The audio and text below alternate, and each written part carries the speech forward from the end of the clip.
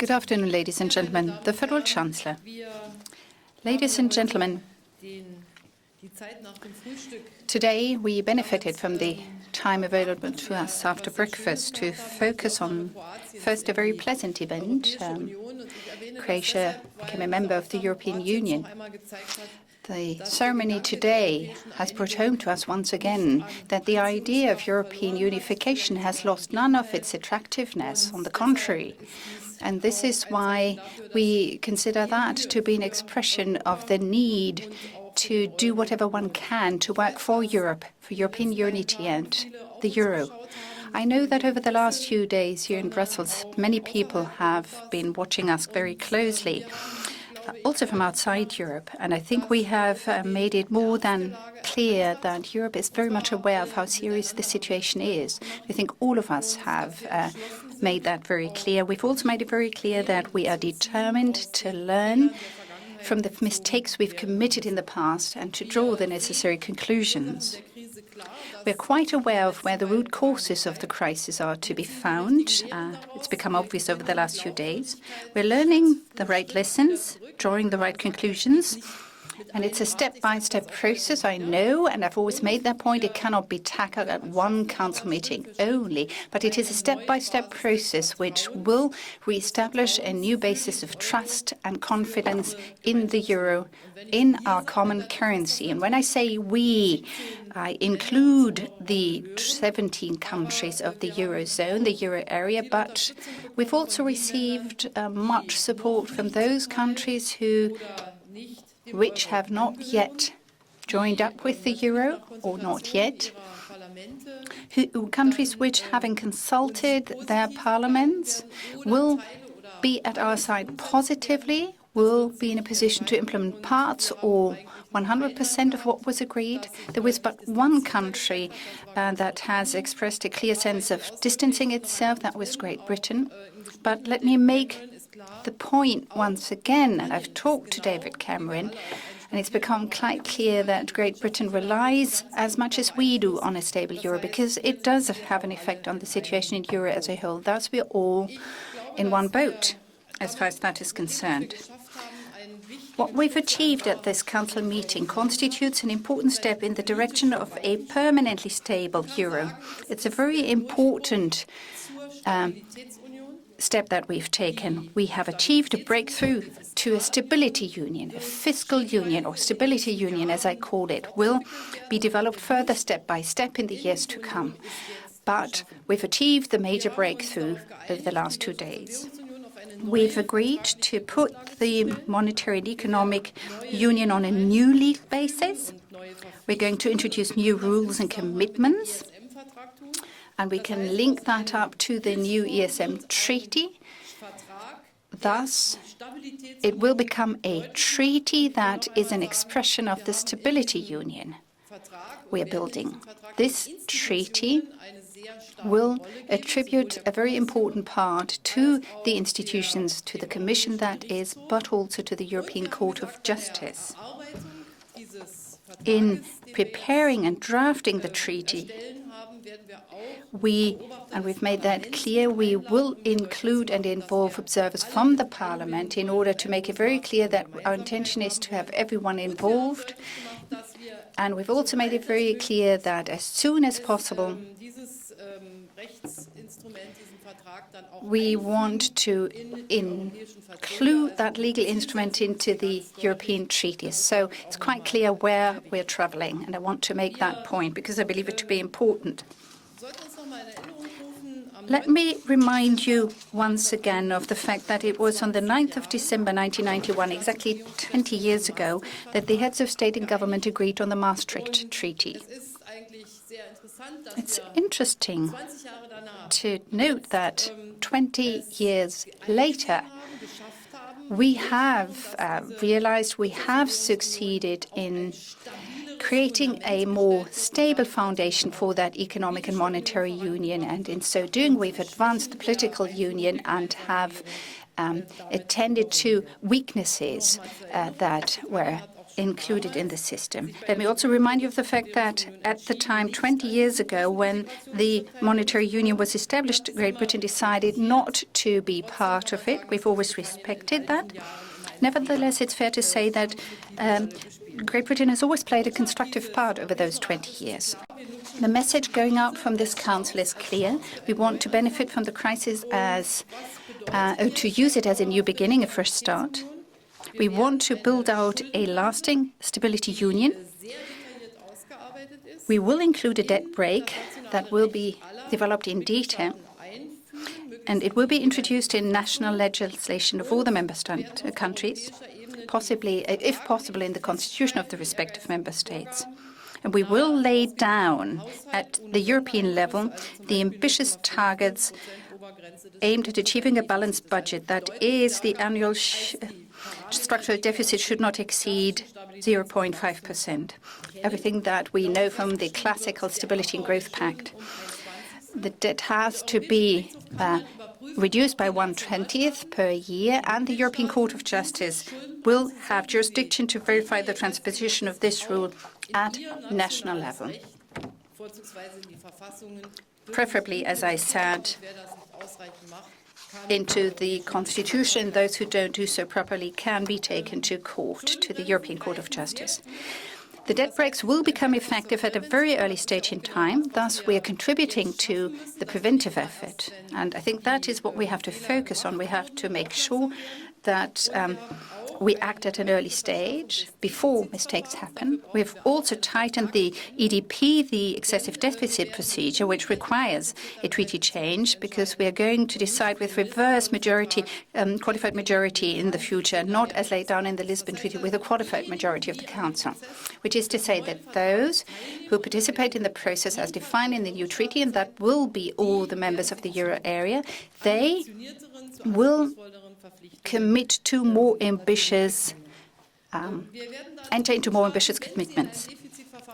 Member states in the excessive deficit procedure will have to commit themselves to a reform partnership, will have to agree and commit themselves to detailed steps aiming at consolidating and reforming their system. These will have to be considered binding. I already mentioned the 1/20th issue. Now, as concerns the crisis and the crisis management at this point in time, I've got news on this subject matter too. We're pleased to say that the European Central Bank, in the person of its president, Mario Draghi, has made it clear that in the future the ECB will provide its expertise to support the EFSF. And I believe that this will make it easier for the EFSF to be more efficient and more effective. The second point, our intention is to move forward the ESM to the year 2012. We will agree on a consolidated ceiling for EFSF and ESM of €500 billion. As concerns the possible increase of the resources of the IMF, you may be aware of the fact that Christine Lagarde attended the session yesterday and made it very clear that if the members of the Eurozone or other members of the European Union were to make available bilateral credit lines with the IMF, there will be possibilities to ask for support outside Europe, and in so doing we will be able to strengthen the effectiveness and the firepower of the EFSF.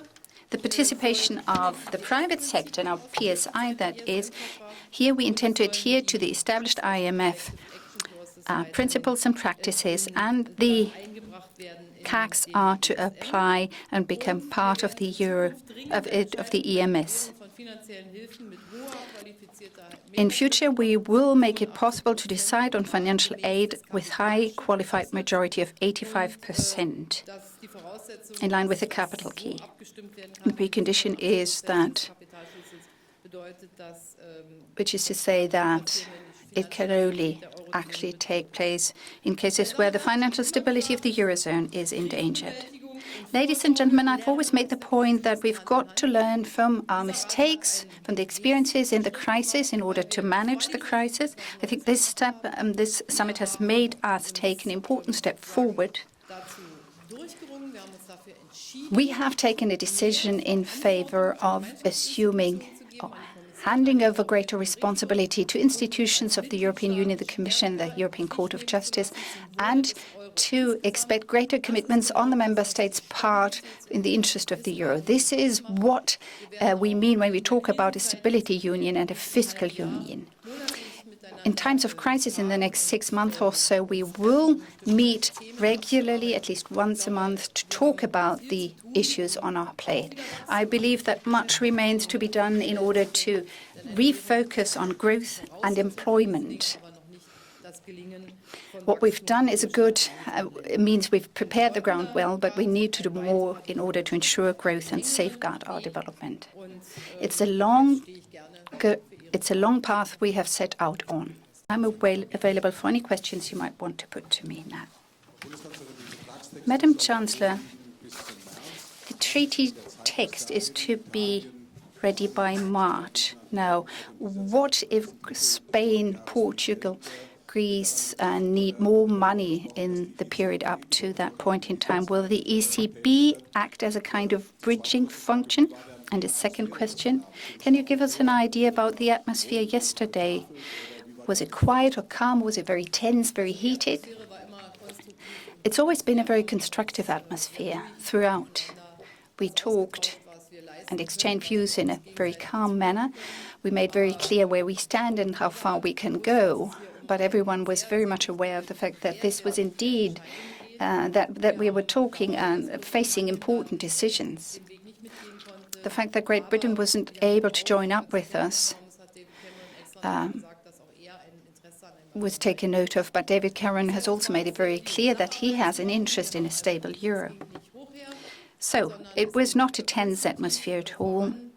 We acted and debated in a very constructive spirit, and I think it was good that though we spent all night on this, we succeeded in covering the issue and wrapping it up before the end of the night. We had a very important debate with the members of the European Central Bank because they've got very clear ideas about the debt brake. The European Central Bank is quite aware of the fact that we have to take important decisions here, new ones. And the institutions of the European Union, the Commission and the Council, I think, were more than satisfied in seeing us be more specific about the debt brake.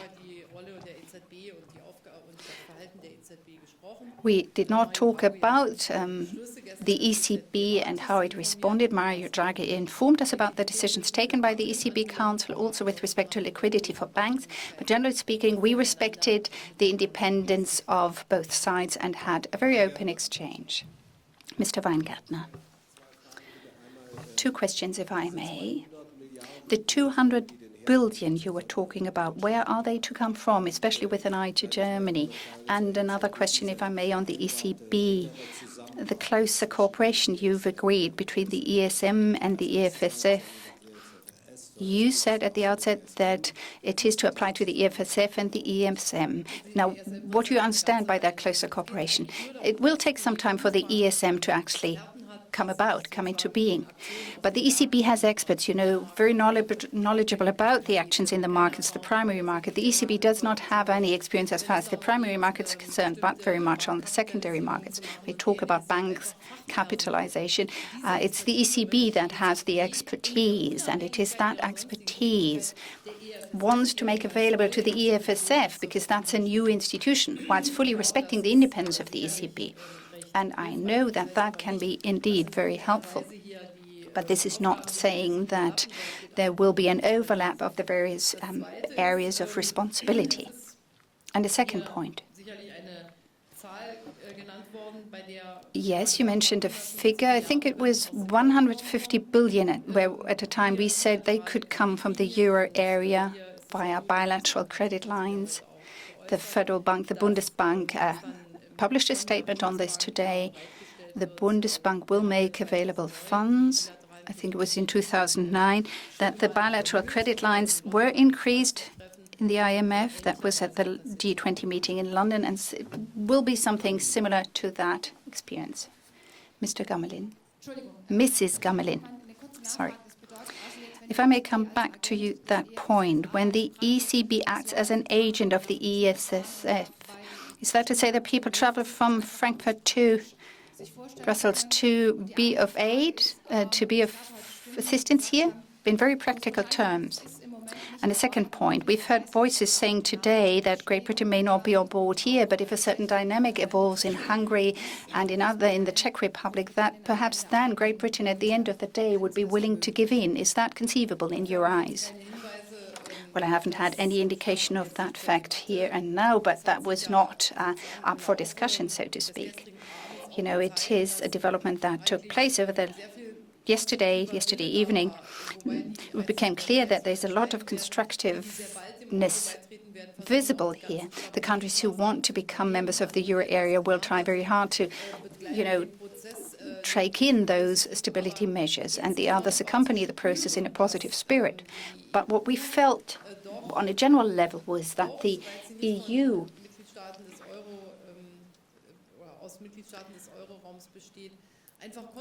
those members of the European Union who are not members of the euro area intends to play a constructive role, because we are all aware of the fact that once banks in the euro area are in difficulties or in trouble, that will affect those outside the euro area. And that awareness was very strong, very visible, very tangible. Great Britain said that if treaty changes were to occur, then they also want certain treaty changes in return, and that kind of conditionality is something that we could not support and accept. Other countries did not do or demand the same things, but I have not noticed any dynamic as of yet. But Mrs. Gamelin, you'll have to turn to the ECB staff and ask them whether we're going travel from Frankfurt to Luxembourg, or how that kind of cooperation is to evolve. It was yesterday that the ECB took the decision that they would be available for that kind of technical assistance, and how it's going to be or take place in concrete terms is something that I'm not aware of, but I'll try to become more knowledgeable very quickly. Madam Chancellor, when you talked about the ESM in spring this year, you stressed the point that PSI is ever so important. We've had the debate in Germany very much from the point of justice needing to be done. Have you underestimated at the time the negative consequences that was going to have? And do you think that may have been the biggest compromise on the part of Germany, the restrictions, or going back on your position on PSI? The action on the IMF and the CACs offer enough instruments, I believe, but we also think that in the future we hopefully will not have to talk about these issues as much as we were forced to in the recent past. Greece at the time developed in a way that we thought it might be affected. The ESM is not yet operational, but we've already reached the point where there's no debt sustainability for Greece, and thus we had to respond, and we responded at the time by acting on a voluntary basis, being quite aware of the negative effects our actions might have. But when there is no debt sustainability on the part of one country, and you have a bailout ban in the treaty, then in a way the private sector has to be involved to some extent. What we've done now is we've taken a decision of using the instruments available, whilst making the point that Greece is an exception in order to restore confidence and trust in the euro area. When you look at the bank stress tests, mark-to-market value, people say on the one hand it's consistent, it's the right thing to do, but at the same time it does also, in a way, feed into the insecurity available on the market. Thus what we need now is to enter into a stage of greater calm. Herr Ehrlicher. Ja, Frau Bundeskanzlerin.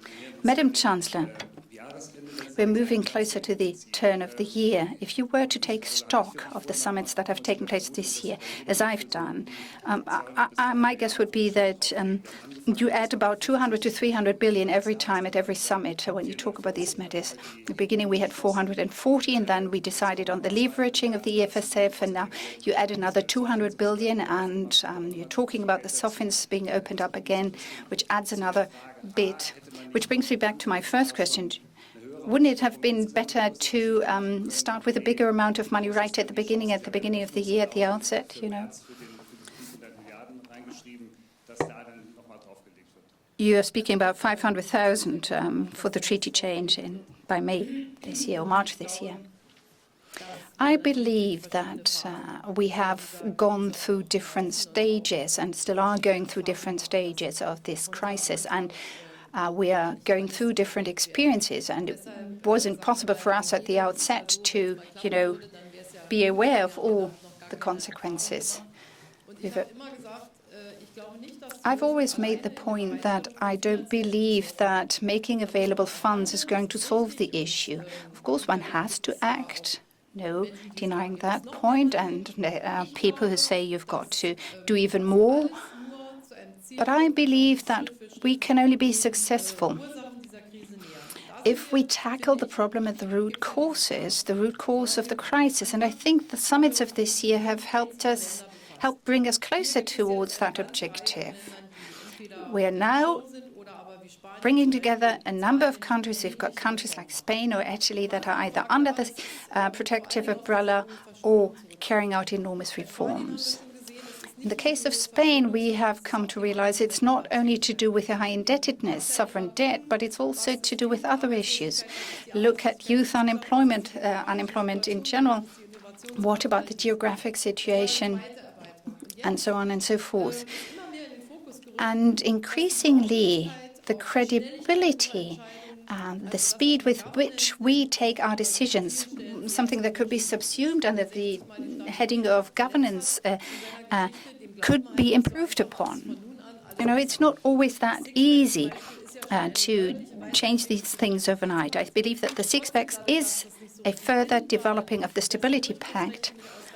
But nevertheless, I don't think it's been all that binding, and we've always been cherishing the doubt whether it's going to be strong enough, effective enough. And I think we have moved closer towards our major objective, tackling the problem at the root causes, as part of a step-by-step process. And I've always made clear myself that there is no, single solution, no solution that could solve the problem overnight. But it is a process spanning several years.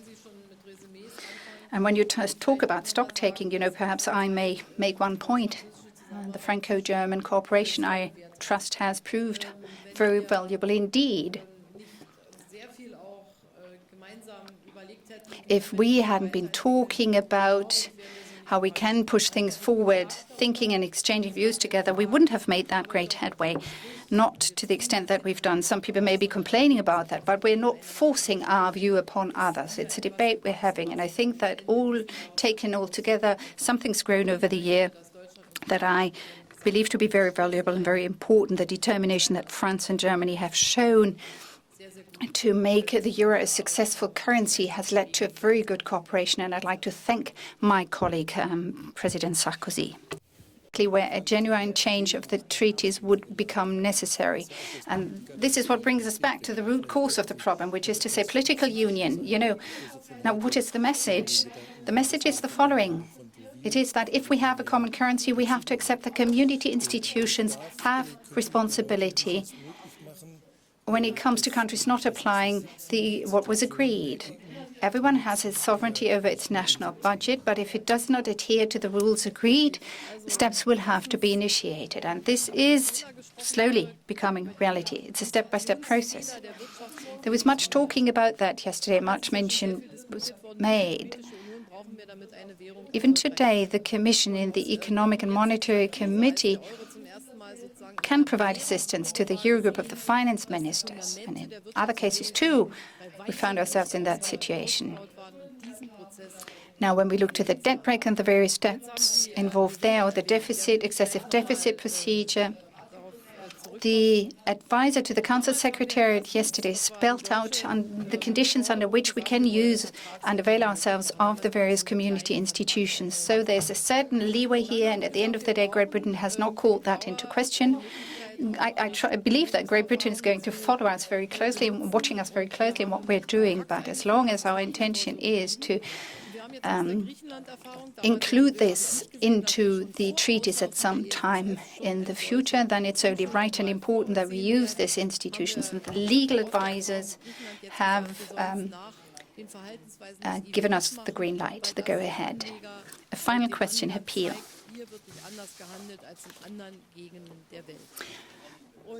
Madam Chancellor, over the last few weeks, you were very clear in saying that a treaty change of the 27 would be the best solution, that a new treaty with fewer member states than 27 would only be the second best solution. So is Mr. Cameron to blame that we are acting now on the basis of the second best solution? And is it good that his country is not a member of the euro area? Is now blocking the best solution, or has blocked the best solution? You know, I think as a European, which is to say, I think 27. And of course, it's only normal and to be expected that I say I'd like to have a treaty involving all the 27.